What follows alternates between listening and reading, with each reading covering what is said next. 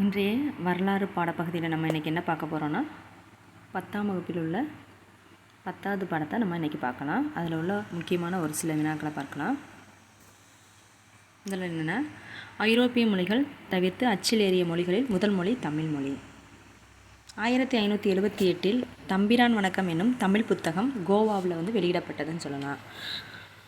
1709 ஒரு அச்சகத்தை சீகன் பாலுக்கு தரங்கன் பாலியில் நிறுவுறாரு.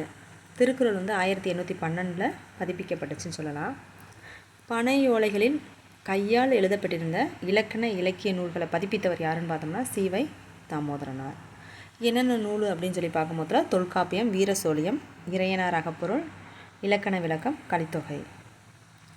1816 ஜார்ஜ் கோட்டையில் ஒரு கல்லூரியினை நிறுவினவர் யாருன்னு பார்த்தோம்னா எல்லிஸ்.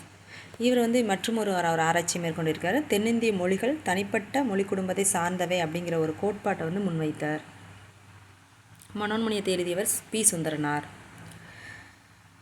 தமிழ் இசைக்கு சிறப்பு செய்ததோடு தமிழ் இசை வரலாறு குறித்த நூலை எழுதினவர் ஆப்ரஹாம் பண்டிதர். பௌத்தத்திற்கு புத்துயிர் அளித்த ஒரு தொடக்க கால முன்னோடி யாருன்னு சொல்லி பார்த்தோம்னா சிங்காரவேலர். இவர் அதுக்கப்புறம் பார்க்கும்போதுல தமிழ் மொழியியல் தூய்மைவாதத்தின் தந்தை மற்றும் தனித்தமிழ் இயக்கத்தை உருவாக்கியவர் யாருன்னு பார்த்தோம்னா மறைமலை அடிகள். இவர் பட்டினப்பாலை, முல்லைப்பாட்டுக்கெல்லாம் விளக்க உரை எழுதியிருக்காரு. சித்தாந்த தீபிகா அப்படிங்கிற ஒரு பத்திரிகையில்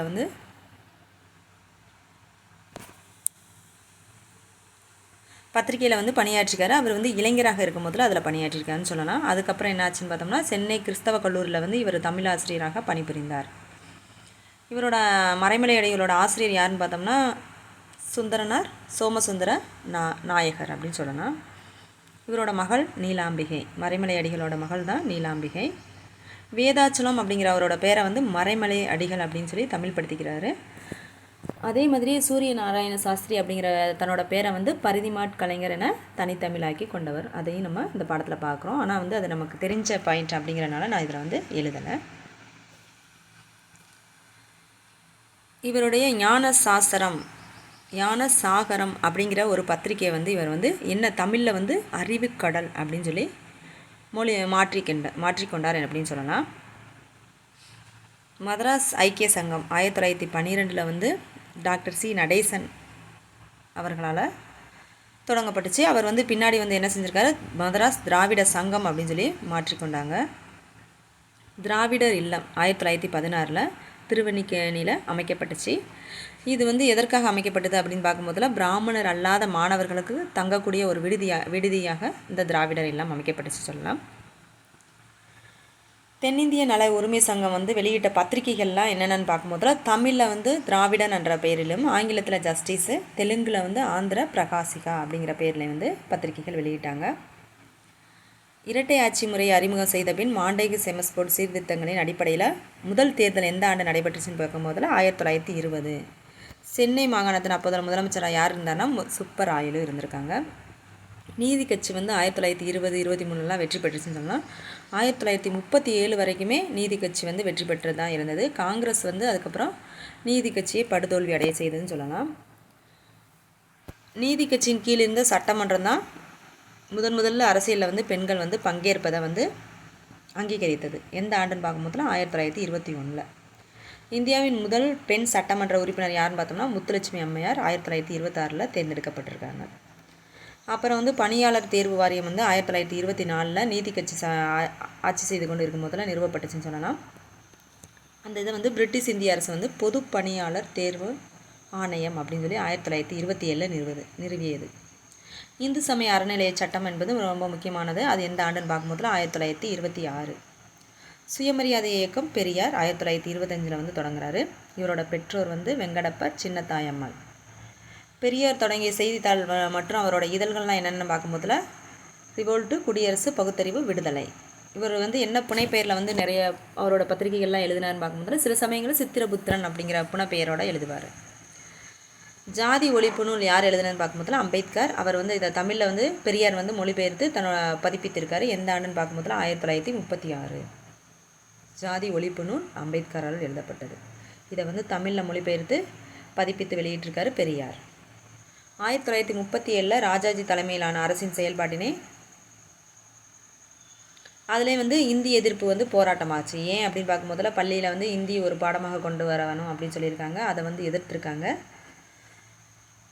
பெரியார் எதிர்த்தனால அவர் என்ன செஞ்சுருக்காங்க, சிறையில் அடைச்சிருக்காங்க. சிறையில் இருக்கும்போதே அவர் வந்து நீதி கட்சியின் தலைவராக தேர்ந்தெடுக்கப்படுகிறாரு. அதனால் இவர் நீதி கட்சியின் தலைவர் ஆனவுடனே சுயமரியாதை இயக்கத்தோடு இந்த நீதி கட்சி வந்து இணைக்கப்பட்டதுன்னு சொல்லலாம். இதற்கு வந்து பெயர் மாற்றம் செஞ்சாங்க. திராவிடர் கழகம் அப்படின்னு ஒரு புது பெயரை சூட்டப்பட்டது. எந்த ஆண்டுன்னு பார்க்கும்போது 1944. ராஜாஜி வந்து 1952 to 54 வரைக்கும் ஆட்சி செய்து கொண்டு வராரு. முதலமைச்சராக இருந்துகிட்டு இருக்காங்க. அப்போ முதல்ல என்னதுன்னா தொழில் கல்வி கொண்டு வராங்க. அந்த தொழில் கல்வி வந்து ஒரு குலக்கல்வி திட்டம் மாதிரி இருக்குது, அதுபோல் செயல்படுறதாக நினச்சனால அதுக்கும் பெரியார் வந்து குரல் கொடுத்தாங்க. இந்த மாதிரி எதிர்ப்பு தெரிவிக்கிறனாலேயே இவர் வந்து பதவி விலகிற மாதிரி இருந்தது. ராஜாஜி பதவி விலகின பிறகு காமராஜர் வந்து முதலமைச்சராக பதவியேற்கிறார்.